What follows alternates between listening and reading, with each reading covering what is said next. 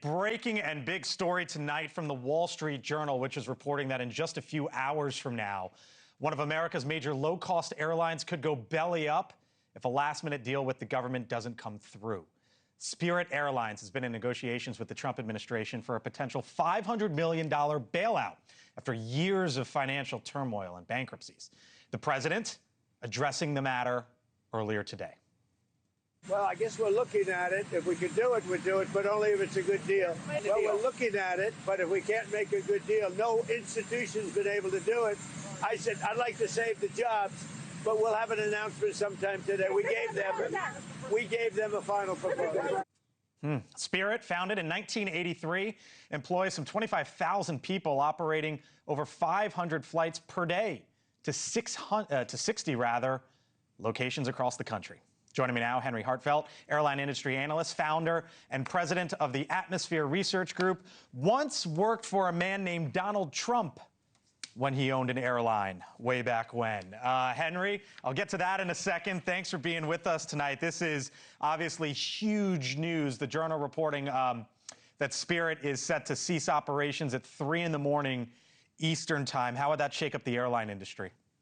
Well, Spirit is a major low-fare competitor. Where Spirit goes, airfares tend to be lower, and Spirit's low prices put pressure on larger airlines, including JetBlue, United, and others, to keep their fares down too. We do have other low-fare airlines, but they may or may not be able to backfill Spirit on the routes and in the cities where Spirit once flew. You say that Spirit is worth more dead than alive. What do you mean by that? Well, look, Spirit is a bankrupt airline. They have filed bankruptcy twice. As the joke is, it's Chapter 22, and they couldn't fix their problems the first time they filed bankruptcy. They're not able to fix their problems this time around. Part of that, though, is not Spirit's fault. Jet fuel has doubled in price, and that's the biggest challenge for the airline right now. But Spirit's customers can't afford to fly as often as they used to because of less disposable income.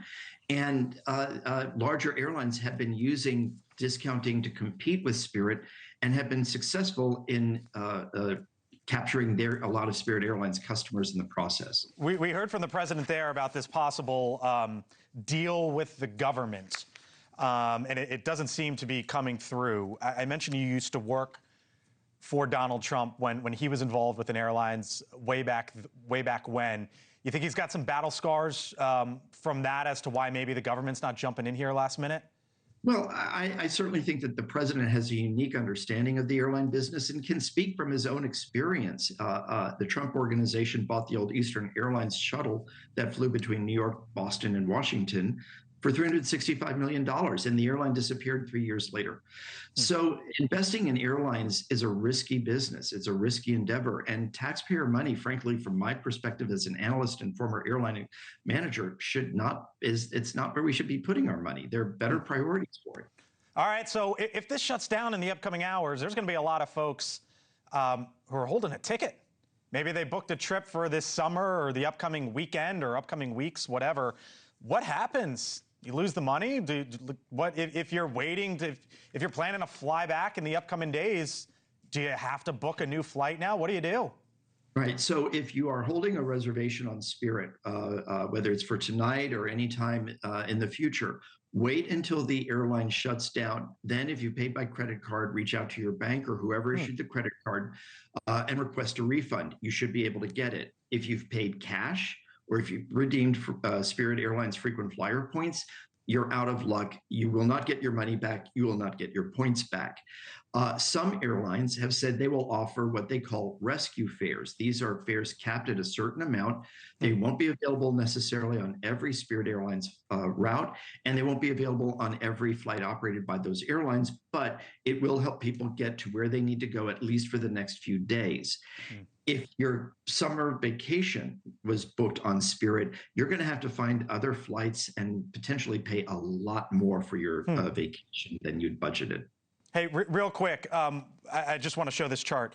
Airlines, airfares versus mergers. And I know this isn't a merger, but the idea being when you have fewer airlines, you would think prices would actually go up. Over the years, it tells us the prices have actually gone down with airlines. Right. And that is thanks to the incredible, intense price competition between airlines, but it's also airlines like Spirit, Frontier, and other budget airlines that are the price leaders. Okay. Without budget airlines, we don't have low fares.